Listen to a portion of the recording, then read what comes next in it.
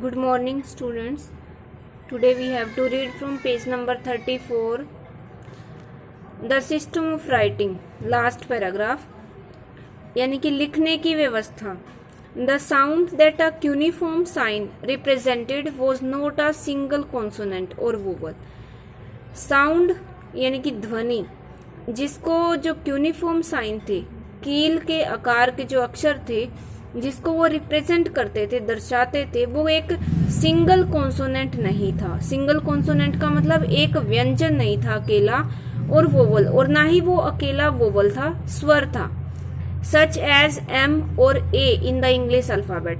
जैसे कि जो इंग्लिश अल्फाबेट है उसमें ए और एम ये दोनों क्या है, एम जो है वो कॉन्सोनेंट है और ए जो है वो वोवल है. ये दोनों अकेले हैं, सिंगल हैं. पर इस क्यूनिफॉर्म साइन जो होते थे वो अकेले नहीं होते थे, कॉन्सोनेंट या वोवल अकेले यूज नहीं होते थे. बट सिलेबल्स से पुट और ला और इन, बल्कि वो क्या होते थे, वो सिलेबल्स होते थे. सिलेबल का मतलब है किसी कॉन्सोनेंट के साथ कोई व्यंजन लगा होता था.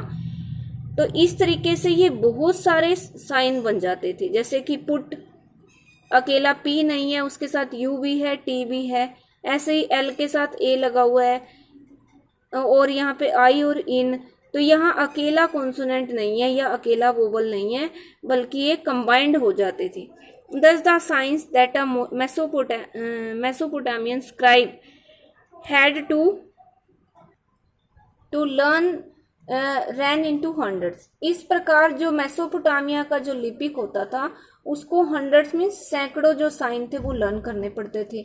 And he had to be able to handle a wet tablet, और उसको एक गीली पट्टिका को भी हैंडल करना पड़ता था, क्योंकि ये हमने कल की वीडियो में पढ़ा था कि जो टैबलेट होती थी, पट्टिका होती थी, जब तक वो गीली रहती थी तभी तक उस पर लिखा जा सकता था. And get it written before it dried, और जब तक कि वो सूख जाए उससे पहले ही उसके ऊपर लिखना होता था. So writing was a skilled craft. इसीलिए जो लेखन कला थी, लेखन कार्य था जो, वो बड़ा ही कुशलता पूर्वक किया जाता था, और वो एक कुशल क्राफ्ट था, एक कारीगरी थी, कुशल कारीगरी थी. बट मोर इम्पोर्टेंट, पर इससे भी महत्वपूर्ण बात ये थी, it was an enormous intellectual achievement. यह एक बहुत बड़ी बौद्धिक उपलब्धि थी, बुद्धि से संबंधित उपलब्धि थी. Conveying in usual form the system of sounds of a particular language, जो कि किसी विशेष भाषा की ध्वनियों की जो व्यवस्था होती है उसको दृश्य के रूप में कन्वे करती थी, यानी कि दृश्य के रूप में सामने रखती थी. तो यह एक इंटेलेक्चुअल अचीवमेंट थी. इसके बाद है लिटरेसी. लिटरेसी का मतलब होता है साक्षरता. Very few Mesopotamians could read and write. Mesopotamia के बहुत कम लोग पढ़ लिख सकते थे. Not only were there hundreds of signs to learn, many of these were complex. इसका कारण था, क्वेश्चन भी आ सकता है कि कम मेसोपोटामिया के लोग क्यों पढ़े लिखे थे. तो इसमें इसका रीजन ये था कि एक तो यहाँ पे सैकड़ों साइन होते थे जिसको लर्न करना पड़ता था, और दूसरी बात ये थी कि उनमें से ज्यादातर जो साइन होते थे वो कॉम्प्लेक्स होते थे. कॉम्प्लेक्स का मतलब मुश्किल होते थे. If a king could read, he made sure that this was recorded in one of his boastful inscription.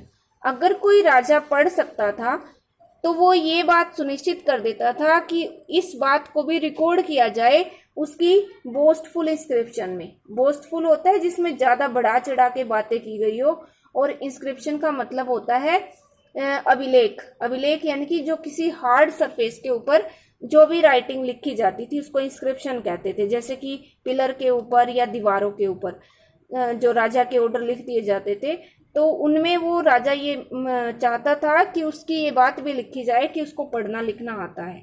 तो इसलिए ये इम्पोर्टेंट हो जाता है.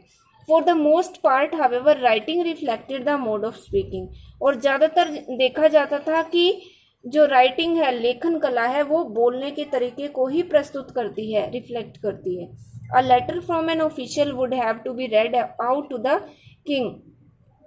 एक जो लेटर है किसी ऑफिशियल की तरफ से, किसी अधिकारी की तरफ से, वो राजा को पढ़ के सुनाया जाता था. सो इट वुड बिगिन, तो ये इस प्रकार से शुरू होगा. टू माई लॉर्ड ए, यहाँ लॉर्ड ए का मतलब कोई भी राजा. स्पीक दस सेज योर सर्वेंट बी. यानी कि आपका नौकर आपको हे मेरे स्वामी आपको ये बताता है, I have carried out the work assigned to me, कि मुझे जो काम आपने दिया था वो काम मैंने पूरा कर दिया। A long mythical poem about creation ends दज, और एक मिथिकल होती है पुराणिक कविता, एक लंबी पुराणिक कविता जो सृष्टि की रचना के बारे में है, उसके अंत में ये कहा गया, यानी कि एक किसी मिथिकल पोएम में से 4 लाइंस ली गई हैं, let these versus be held in remembrance, कि आओ हम इन कविताओं को याद रखें, and let the Elder teach them, और जो बड़े हैं एल्डर हैं वो इनको टीच मतलब सिखाएं, let the wise one and the scholar discuss them, जो बुद्धिमान व्यक्ति हैं और जो विद्वान हैं वो इनके बारे में बातें करें, let the father repeat them to his sons, जो फादर हैं वो अपने बेटों को इसके बारे में दोहराएं, let the ears of the herdsman be open to them, और जो पशुपालक हैं हर्ड्समैन हैं वो भी अपने कान खोलकर रखें इसको सुनने के लिए। उसके बाद है uses of writing. Uses of writing मतलब लेखन का यूज कैसे किया गया, लिखने का सबसे पहले कैसे प्रयोग किया गया। The connection between city life, trade and writing is brought out in a long Sumerian epic poem about Enmerkar, one of the earliest rulers of Uruk। Uruk के बारे में हम पढ़ चुके हैं मैप में। उरुक जो था वो यूफ्रेट्स रिवर के किनारे पर था, साउथ मेसोपोटामिया में। तो उरुक के सबसे अर्लीस्ट जो रूलर्स थे, शुरुआत के शासक थे, उनमें से ये एक था एनमरकर। इसके बारे में ये सुमेरियन एपिक पोएम है।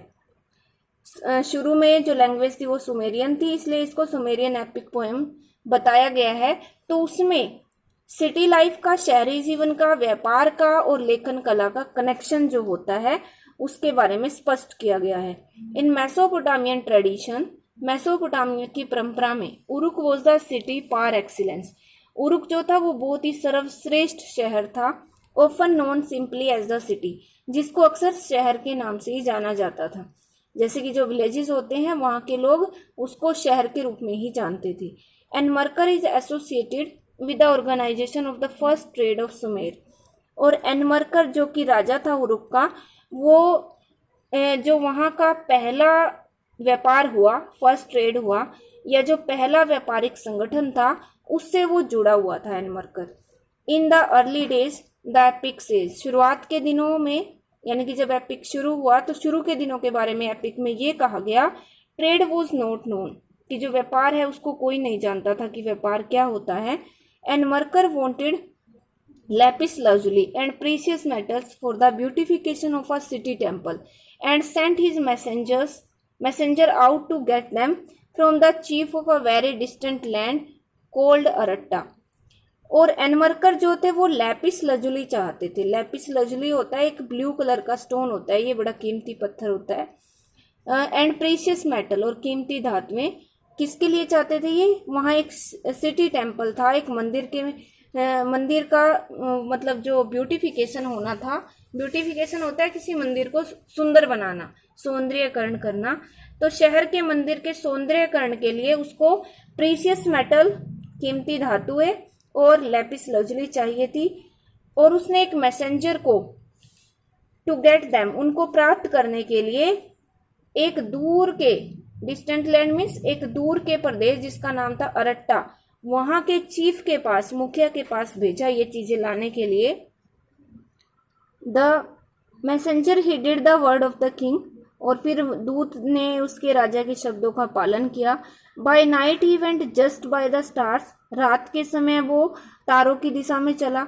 Bye day he would go by heaven's sun divine, और दिन के टाइम वो सूर्य की जो दिशा है उसके अनुसार चलता गया।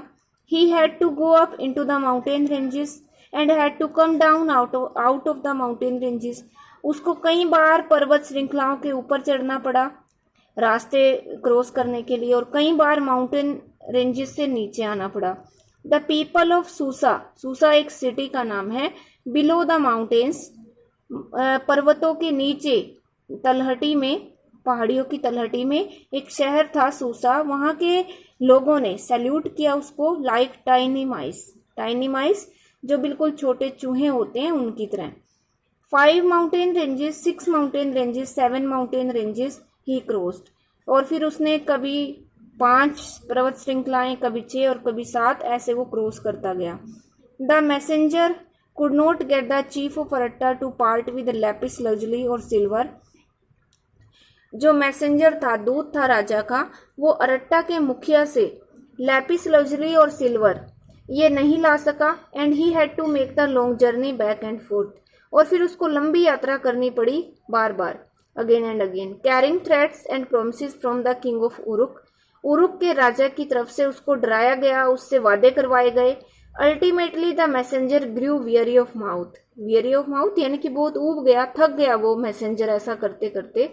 ही got all the messages mixed up, और जो भी मैसेज वो लेकर जाता उनको मिक्सअप कर देता, क्योंकि इतनी लंबी दूरी की यात्रा होती है कि वो सारे जो मैसेज राजा ने उसको लाने के लिए दिए थे, जो कुछ लाने के लिए, वो सब उनको मिक्सअप कर देता, कंफ्यूज हो जाता। Then an worker formed a clay tablet in his hand. फिर राजा एन वर्कर ने क्या किया, अपने हाथ में एक मिट्टी की पट्टिका तैयार की। And he wrote the words down, और फिर वो शब्दों को उसने उसके ऊपर लिख दिया। In those days there had been no writing down of words on clay. उन दिनों शब्दों को मिट्टी पर लिखने का रिवाज नहीं था, यानी कि इससे पहले कोई भी मिट्टी पर कुछ भी नहीं लिखता था। Given the written tablet the ruler of Aratta examined the clay, और फिर उसने वो टैबलेट उसको देकर राजा को दे दी, और अरट्टा के जो शासक थे उन्होंने इसको एग्जामिन किया। इसमें मिट्टी की जो पट्टिका थी ये, इसको परखा, देखा, जांच की इसकी। The spoken words were nails, तो जो बोले गए शब्द थे वो नेल्स के रूप में, यानी कि कील के आकार के अक्षरों के रूप में लिखे हुए थे। हिज फेस वॉज फ्राउनिंग, तो उसको गुस्सा आ गया। He kept looking at the tablet, वो उस पट्टिका की तरफ देखता रहा। This should not be taken as the literal truth, और इस कहानी को एक शाब्दिक सच्चाई नहीं माना जाता। But it can be inferred that in Mesopotamian understanding it was kinship that organised trade and writing, क्योंकि जो कहानियां, कविताएं जो भी लिखी जाती हैं, काव्य लिखे जाते हैं, हो सकता है कि वो किसी की कल्पना हो, इसलिए इनको लिटरल ट्रूथ नहीं माना जाता। फिर भी हम ये अंदाजा लगा सकते हैं कि मेसोपोटामिया की जो अंडरस्टैंडिंग है, समझ है, वो ये दिखाती है कि वहाँ सबसे पहले किनशिप मतलब राजा ही थे जिन्होंने व्यापार और राइटिंग को ऑर्गेनाइज किया, शुरू किया। This poem also tells us that, ये कविता हमें ये भी बताती है, besides being a means of storing information, कि जानकारी इकट्ठा करने के साधन के अलावा, and of sending messages afar, और दूर संदेश भेजने के अलावा, writing was seen as a sign of superiority of Mesopotamian urban culture, कि जो राइटिंग थी, लेखन कला थी, वो मेसोपोटामिया के शहरी संस्कृति की एक सुपीरियरिटी को दिखाती है, उत्कृष्टता या सर्वश्रेष्ठता को दिखाती है, या सुपीरियरिटी का एक साइन है, या उत्कृष्टता का एक प्रतीक है।